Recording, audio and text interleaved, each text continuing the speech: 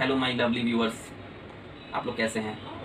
आज मैं जिस टॉपिक पे बात करूंगा वो थोड़ा सैड टॉपिक है, लेकिन बहुत इंपॉर्टेंट है। उस पर बात करने में अच्छा नहीं लगता है, लेकिन फिर भी बहुत से लोगों का ये मन में सवाल रहता है कि मेरे साथ ऐसा क्यों हो गया ना, क्या वजह थी। जो जिस टॉपिक पे मैं बात करना चाहूँगा उसका नाम है इंट्रा यूट्राइन फीटल डेथ।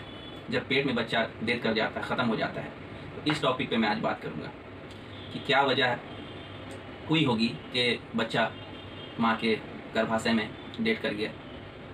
तो कलेक्टिवली इसे हम इंट्रा यूट्राइनल डेथ कहते हैं, लेकिन सर्कमस्टांसेस की बुनियाद पर और एज की बुनियाद पे कि प्रेगनेंसी कितने दिनों की थी, प्रेगनेंसी कौन से ट्राइमेस्टर की थी, इसकी बुनियाद पे हम जो इंट्रा यूट्राइनल डेथ है इसको हम 3 मेन कैटेगरी में डिवाइड करेंगे। पहली कैटेगरी है मिस्ड एबॉर्शन।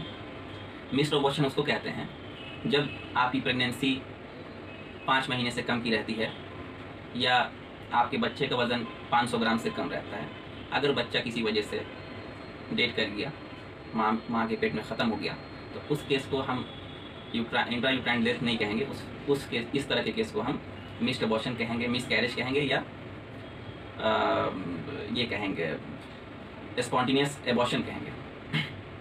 और दूसरी जो है, जब अगर प्रेगनेंसी 5 महीने से ज़्यादा की है, 6 महीने की है, 7 महीने की है, तो इस दौरान अगर बच्चा माँ के पेट में ख़त्म हो जाता है, हार्ट बीट अब्सेंट हो जाती है, हार्ट बीट अल्ट्रासाउंड करने पे हमें नज़र नहीं आती, तो इसको हम ट्रू इंट्रा यूट्राइन फीटल देते हैं। ये ट्रू है, यही इंट्रा यूट्राइन फीटल देते हैं। और एक कैटेगरी और होती है कि सब कुछ ठीक था, डिलीवरी के समय जब डिलीवरी हुई तो बच्चा जो है, बच्चे में धड़कन नहीं पाई गई, बच्चा मरा हुआ पैदा हुआ। तो इस कंडीशन को, इस अनफॉर्चुनेट सर्कमस्टांसेस को हम स्टिल बर्थ कहते हैं। स्टिल मतलब स्टेबल, बिना हरकत, non moving, non mobile. Birth मतलब जन्म। तो ऐसा बच्चा जो जन्म के बाद कोई हरकत नहीं करता हो, जिसमें धड़कन नहीं हो, तो जो मतलब जिसको हम मृत घोषित कर दिया हुआ हो, तो इस तरह की बर्थ को स्टिल बर्थ बोलते हैं। देखिए, ये टॉपिक बहुत ही सैड भरा है, सैडनेस वाला टॉपिक है ये। हमको तो अच्छा नहीं लगता, लेकिन बहुत ज़रूरी है। बहुत से लोग जानने की कोशिश करते हैं, उनके साथ जब होता है, उनके परिवार में किसी के साथ होता है, तो बहुत ज़रूरी है इसके बारे में बात करना। तो वजह क्या है, क्या वजह हो सकती है, कैसे हुआ मेरे साथ ऐसा, इस तरह का सवाल होता है। क्या मैंने गलत किया कि मेरे साथ ऐसा हो गया। तो बहुत सी बातें हैं, बहुत सी बड़ी बातें हैं, बहुत सी छोटी बातें हैं, मिला करके एक नतीजा निकलता है कि ऐसा हो गया, इस वजह से शायद हुआ होगा, इस वजह से शायद हुआ होगा।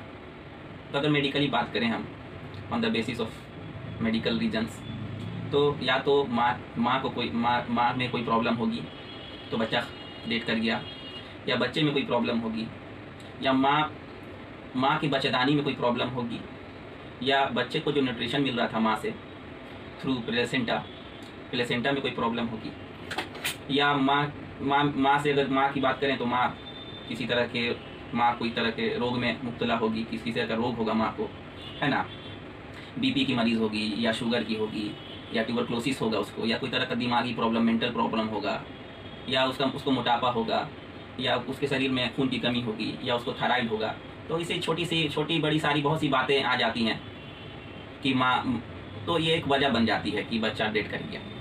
अब तो ये तो भाई नेचुरल चीज़ है, ऊपर नेचुरल फिनोमिना है कि भाई बच्चा डेथ कर जाता है, किसी के साथ ऐसा हो सकता है। तो अब जाहिर सी बात है कि अगर माँ बीमार है, तो माँ की तबीयत ख़राब है, तो बच्चे पे भी उसका असर पड़ेगा ना। माँ के पेट के मदर वॉर्म के अंदर जो फीटस डेवलप कर रहा है, तो उसके भी तो हेल्थ पे असर पड़ेगा। माँ बीमार रहेगी तो ऑब्वियसली बच्चा भी पॉसिबिलिटी बढ़ जाती है इंटर यूट्राइन डेथ की या फीटल मिस कैरेज की। तो बहुत सी बातें हैं। यूट्रस में अगर कोई प्रॉब्लम है,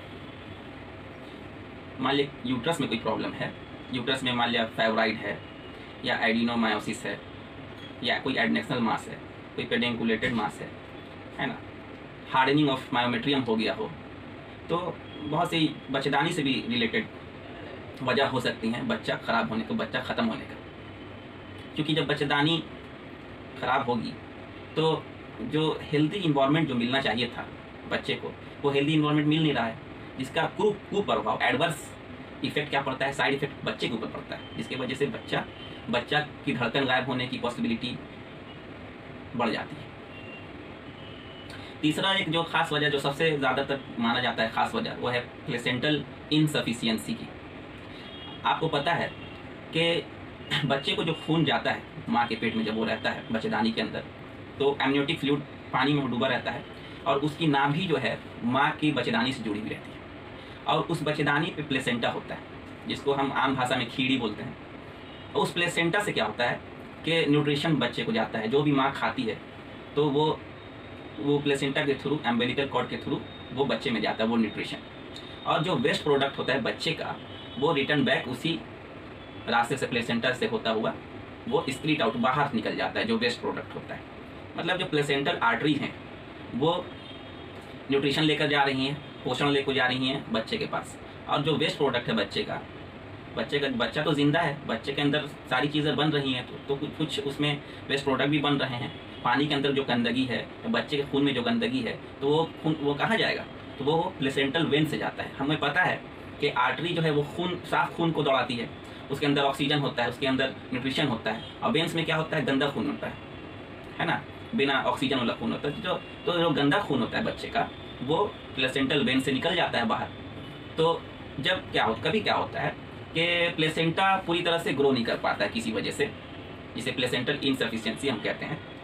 जैसे शुरुआती दौर में अर्ली प्रेगनेंसी में डेवलपमेंट नहीं, फूल नहीं पाया अच्छे से, मैच्योरिटी होती है ना, अल्ट्रासाउंड में आप करेंगे देखेंगे तो मैच्योरिटी आती है, प्लेसेंटा की ग्रोथ कितना है, प्लेसेंटल मैच्योरिटी कितनी है, ग्रेड 1 है या ग्रेड 2 है, ग्रेड 3 है। तो अगर प्लेसेंटा ग्रो नहीं करेगा तो क्या होगा कि प्लेसेंटल इनसफिशिएंसी हो जाएगी, बच्चे को न्यूट्रिशन नहीं मिलेगा, बच्चे को ऑक्सीजन नहीं मिलेगा, तो बच्चे का जो रिस्क है, जो जिंदा रहने का जो पॉसिबिलिटी है, वो क्या होती है, घटने लगती है। तो एक ये सबसे खास वजह होगी प्लेसेंटा को अच्छे तरह से डेवलप। प्लेसेंटा क्या होगा, या तो इस डिसफंक्शनिंग कर रहा है, बहुत अच्छे से काम नहीं कर रहा है, प्लेसेंटा फेल्स टू ग्रो, मतलब प्लेसेंटा क्या हुआ, ग्रो करने में फेल कर गया, नहीं हो पाया ग्रो जितना होना चाहिए, ग्रोथ जो होना चाहिए प्लेसेंटा का नहीं हो पाया, और अगर ग्रो करा भी तो फंक्शन सही से नहीं कर रहा है, जो उसका काम है नेचुरल वो नहीं कर रहा है। तो ये प्लेसेंटल इनसफिशिएंसी सबसे बड़ी वजह मानी जाती है इंटर यूट्राइन फीटल डेथ में। और उसके बाद एक जो है, अगर बच्चे की बात करें कि बच्चे में तो माँ की बात हो गई, माँ के बच्चेदानी की बात होगी, माँ के प्लेसेंटा की बात होगी यूट्रस के अंदर जो है। अब ये जो बच्चे की बात करेंगे हम कि बच्चे में अगर कोई खराबी है तो भी ये भी एक वजह है। तो बच्चे में क्या खराबी हो सकती है, बच्चे में मेनली 2 खराबी हो सकती है, या तो एक जेनेटिक प्रॉब्लम हो सकता है, क्रोमोसोमल प्रॉब्लम हो सकता है, और या तो फिर डेवलपमेंट ये हो सकता है, डेवलपमेंट डिफेक्ट हो सकता है ना। तो डेवलपमेंट डिफेक्ट में फीटल एनोमली कहते हैं हम उसको, ग्रोथ रिटार्डेशन वगैरह। तो अगर बच्चे में किसी तरह का क्रोमोसोमल जेनेटिक प्रॉब्लम है, जैसे डाउन सिंड्रोम है, एडवर्ड सिंड्रोम है ना, और आपका पटाऊ सिंड्रोम है, तो इस तरह के सिंड्रोम में भी बच्चे की जान जाने का रिस्क बहुत बढ़ा हुआ रहता है। तो ये बच्चे में कोई एबनॉर्मलिटी है, कोई एनोमली है, कोई मेंटल रिटार्डेशन है या कोई न्यूरल ट्यूब डिफेक्ट है, तो उसको देखने के लिए हम लोग टेस्ट करते हैं। डायग्नोस्टिक टेस्ट है, ट्रिपल मार्कर है, डबल मार्कर है, ये सब जांच होती है। इसके अलावा भी ये करते हैं हम, टॉर्च प्रोफाइल करते हैं, LA ACLA ल्यूपस एंटीबॉडी है ना, एंटीकार्डियोलिपिन एंटीबॉडी वगैरह किया जाता है, बहुत सारा टेस्ट है किया जाता है। तो हम टेस्ट पे आज ज़्यादा बात नहीं करेंगे, वजह पे बात करेंगे कि क्या वजह होती है कि बच्चे की धड़कन या पेट में ख़त्म हो जाता है। तो इसके अलावा अगर माँ स्ट्रेस में है, स्ट्रेस 2 तरह से हो सकता है, या तो एक स्ट्रेस होता है, फैमिली प्रेशर होता है, एक फाइनेंशियल प्रेशर होता है। अगर बहुत से लोग आजकल तो जानते ही आपकी, बहुत से लोग तनाव में रहते हैं, कोई बिजनेस को लेकर तनाव में रहता है, कोई फैमिली की वजह से तनाव में रहता है। तो उस केस में क्या होता है कि स्ट्रेस हार्मोन बढ़ने की वजह से भी miscarriage, inter uterine foetal death का खतरा बढ़ जाता है।